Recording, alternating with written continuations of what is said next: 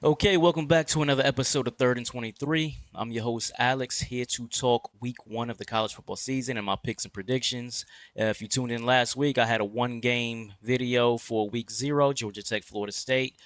Easily covered on the points. Also, money line that game, so that was an easy cover. So we start off the season 1 and 0, off to a good start so far. Now, for this Saturday, I've got three games on tap for this Saturday, and be advised that I may do the LSU USC game, which is on Sunday. I might do a video for that tomorrow. Depends on how the spread uh, looks tomorrow when I take a look. So, anyway, starting off with Georgia versus Clemson. Now, this game is Georgia's an 11.5 point favorite. Now, Georgia started off a 13.5 point favorite. Now, if you haven't heard, Georgia's down their top two running backs. Their leading returning rusher from last year, Roger Robinson, is out with a toe injury.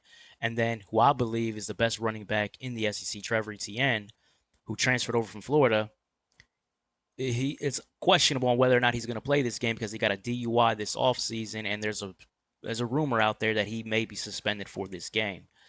So a rumor with a lot of legs to it, we'll say. So they might be down to their third string running back. That third string running back is Branson Robinson, who missed all of last year with a knee injury. In 2022, he got a little burn here and there and made some plays, but obviously he wasn't a focal point of that offense. I'll tell you, this guy's built like a Mack truck, though.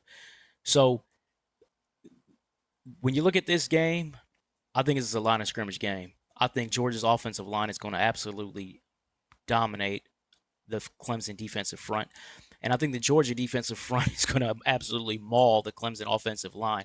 Clemson's offensive line was a issue for them last year. They bring back some experience there, but we don't know yet if that experience is good experience, right? We don't know yet if those are actually good players who just needed to get their feet wet. In a game against Georgia, a team many people believe is going to win the national title, I don't think this is a good first test for them or a good first game for them to kind of figure out what they have up front. So I think Georgia is going to dominate both lines of scrimmage. And then with that said, you forget that they have a Heisman Trophy candidate and Carson Beck at quarterback. So I think he's going to have all day to throw. I think he's going to be able to eat off of play action because that Georgia running game, even with their top two guys out, is still going to eat because that offensive line is going to be blowing holes open. So honestly, I like this at 13 and a half, and I like it even more at 11 and a half. I don't think this is, I think Clemson's going to have a good year. I think Cade Klubnik's a good quarterback. I think he's the best QB in the ACC. I just think this is one of those games they're gonna kind of have to get this whipping like out the way. I got Georgia. I got Georgia covering at 11 and a half. Moving on, Virginia Tech at Vandy. This open at 13 and a half. This is stayed at 13 and a half. It's not a surprise to me. There's probably not a lot of people who are taking a look at Virginia Tech Vanderbilt, right? But if you believe that Virginia Tech is really a team that's going to surprise us here, well, there are people out there who do, and I'm one of them. They bring back a lot of players. Kyron Jones, their quarterback, got a lot of experience down the stretch and played a lot better down the stretch last season. If you think Brent Pry is that guy as a head coach, then he's got to go into Vanderbilt and beat what is, in my opinion, the worst team in the P4 in the Power Four.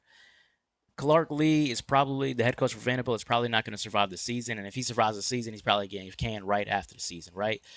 This is a bad football team. They're all of their best offensive talent transferred out. If the little offensive talent they had, they can't score. I don't think they're going to be able to really stop anyone. If Virginia Tech is really that team and Brent Pry is really that guy, he's not going to come in here and have a one possession squeak out win in Nashville, Tennessee, right?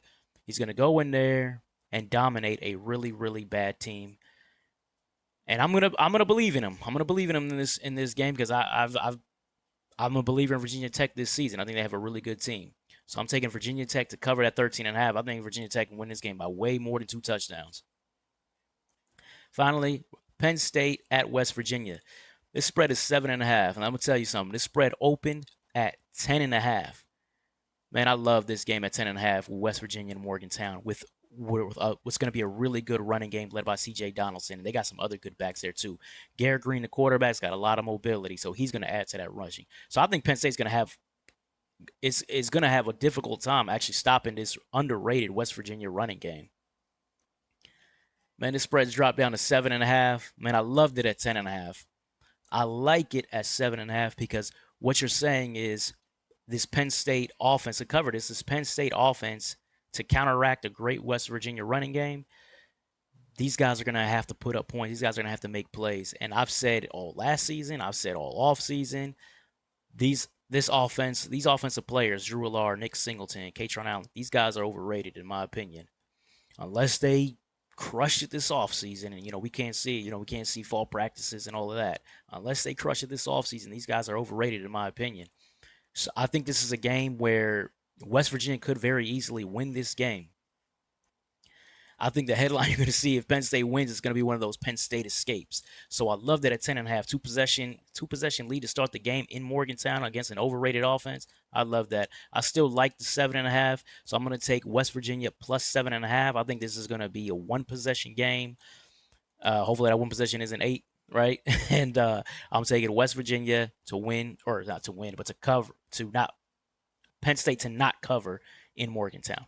So anyways, that's my 3 picks.